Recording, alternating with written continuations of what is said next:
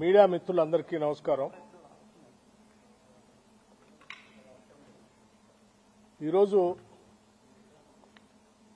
ఒక ప్రధాన వార్తాపత్రిక ఆంధ్రజ్యోతి ఆ ఓనరు బహుశా చైర్మన్ అనుకుంటాను, రాధాకృష్ణ గారు ఆంధ్రజ్యోతిలో తొలిపాలుకొని ఒక పెద్ద వార్త రాశారు.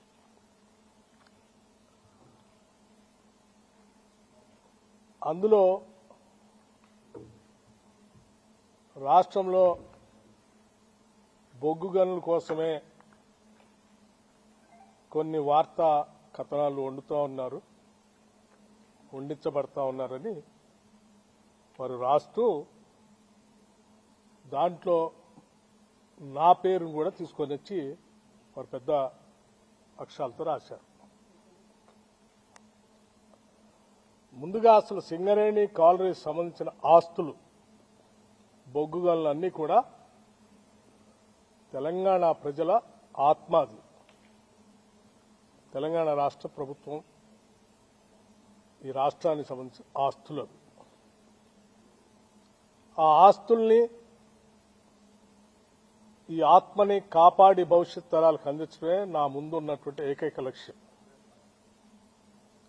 రాధాకృష్ణ గారి లాగా నేను ఏది పడితే అది మాట్లాడటమో ఏది పడితే అది రాయటమో నేను చేయను. ఎందుకంటే నాకు కొన్ని బాధ్యత,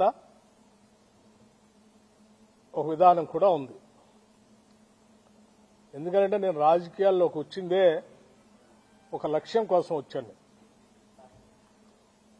ఆస్తులు సృష్టించుకోవటం కోసం, వ్యాపార సామ్రాజ్యాలు విస్తరించుకోవటం కోసం, లేకపోతే అధికారాన్ని హోదాగా అనుభవించడం కోసం నేను రాలేదు. నేను ఒక ప్రత్యేక లక్ష్యం కోసమే రాజకీయాల్లోకి వచ్చాను. నా లక్ష్యం ఇక్కడ ఉన్నటువంటి ఆస్తుల్ని, వనరుల్ని, వ్యవస్థల్ని అన్నింటినీ కూడా సమాజంలో ఉన్న అన్ని వర్గాలకి సమానంగా పంచడం కోసమే నేను రాజకీయాల్లోకి వచ్చాను. దారి దోపిడిగారులు లేకపోతే గద్దల్ లాంటి వాళ్ళు సమాజం మీద పడి పీక తింటా ఉంటే వాళ్ళని రక్షించడం కోసం, వాళ్ళ తరఫున మాట్లాడటం కోసం రాజకీయాల్లోకి వచ్చాను. అటువంటి నాకు నా జీవితం చాలా ట్రాన్స్పరెంట్ గా ఉంటుంది. ఎవరికో ఏదో ఉపయోగపడటం కోసం దీంట్లో ఉప ముఖ్యమంత్రి పాత్ర ఉందని రాశాడు. నేను ఆయన్ని సూటిగా అడుగుతా ఉన్నాను వారి మీద గౌరవంతో. టెండర్ పిలిచింది సింగరేణి సంస్థ, ఆ బోర్డు. ఆ టెండర్లో ఏ కండిషన్స్ ఉండాలో బోర్డు పెడుతుంది, మంత్రి కాదు. ఈ మాత్రం కూడా జ్ఞానం లేకుండా నీకు తోసింది రాయటం కాదు. అట్లాగే ఇంకొక కాలం కూడా రాశాడు అందులో. ఆ కాలం ఏంటంటే సైట్ విజిట్ పెట్టారు, అందుకే ఆ పెట్టి దాంట్లో దానికి కావాల్సినటువంటి వాళ్ళకి కోసం పెట్టుకున్నారు అన్నారు. సైట్ విజిట్ అనేది నాకు తెలియదు. ఇది రాసిన తర్వాత నేను ఎంక్వైరీ చేశాను. పబ్లిక్ సెక్టర్ అండర్టేకింగ్స్ అన్నింటిలో టెండర్ పిలిచేటప్పుడు ఆ కండిషన్ కూడా పెడతారట. ఎందుకంటే క్లిష్టతరమైన పరిస్థితులు ఆ ప్రాంతాలు ఉంటాయి కాబట్టి విజిట్ చేసి ట్రాన్స్పరెంట్ గా అసెస్మెంట్ చేసుకుని దానికి తగ్గట్టుగా టెండర్ తయారు చేసుకుని వాళ్ళు పార్టిసిపేట్ చేయడానికి అవకాశం కలిగిస్తారట. చాలా public sector undertaking, government of India సంబంధించిన పబ్లిక్ సెక్టర్ అండర్టేకింగ్స్ అన్నింటిలో కూడా ఇటువంటి కండిషన్స్ ఉన్నాయి. అయినా ఒక బెనిఫిట్ ఆఫ్ డౌట్ ని, ఒక కట్టు కథని, ఒక పెట్ట కథని అల్లి తెలంగాణ ప్రజల్ని మభ్యపెట్టడం కోసం తను ఒక కథనం రాశాడు. కాబట్టి మేము నిజాయితీగా ఉంటామే కాదు, ఉన్నట్టుగా కూడా జనానికి కనపడాలి. ఆ ట్రాన్స్పరెన్సీ కూడా ఉండాలి. That is what I believe. నేను అది చదివిన తర్వాత నేను అందుకే మొత్తం ఆ కండిషన్స్ చదివి I seriously examine the entire thing. I have asked the Singareni management and the board seriously examining ఇటువంటి ఎలిగేషన్స్ వచ్చినప్పుడు ప్రజలకు స్పష్టత ఇవ్వాల్సిన బాధ్యత మంత్రిగా నా పైన ఉంటుంది కాబట్టి I have asked them to, I have instructed, not only asked, to cancel the tender and go for a fresh tender with all the Government of India public sector undertakings లో ఏ కండిషన్స్ ఉంటాయో అటువంటి conditions అన్ని examine చేసి మళ్ళీ పిలవండి. Don't go by this same.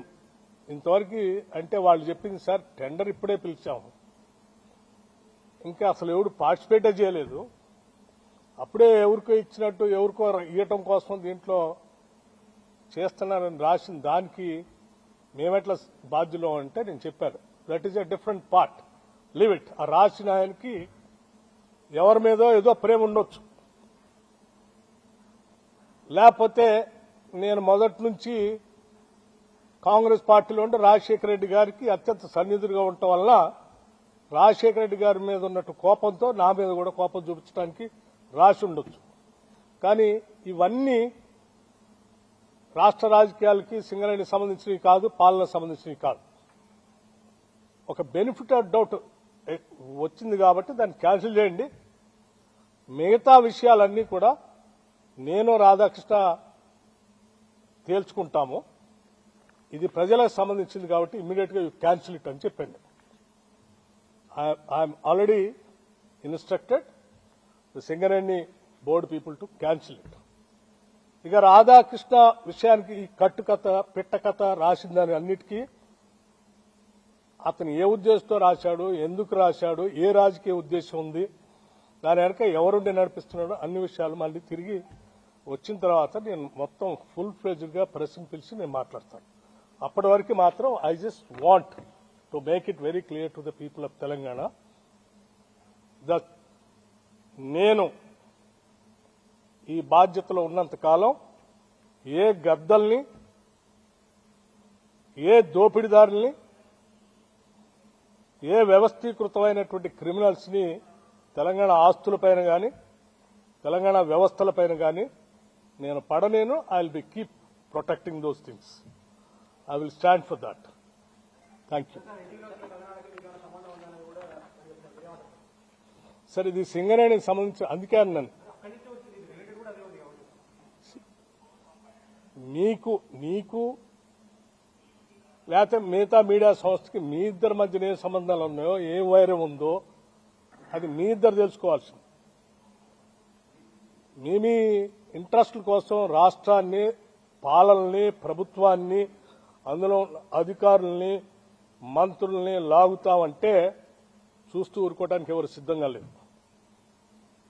ఈ ఆత్మగౌరవంతో బతుకుదామని, బతకాలని, ఆత్మగౌరవం లేకుండా ఈ సమాజాన్ని దోపిడీ చేస్తూ హింసిస్తున్నటువంటి వర్గాలకు వ్యతిరేకంగా నిలబడి ఆ వర్గాల ఆత్మగౌరవాన్ని సాధించి పెట్టడానికని రాజకీయాల్లోకి వచ్చా. I also live with the same self respect. I don't bend for anything. I stand for that. అమ్మా,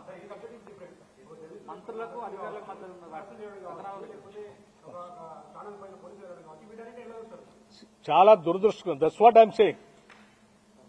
any channel you cannot cook the stories and write. You don't have any right to spoil the image of other individual personalities. You cannot assassinate. What right do you have?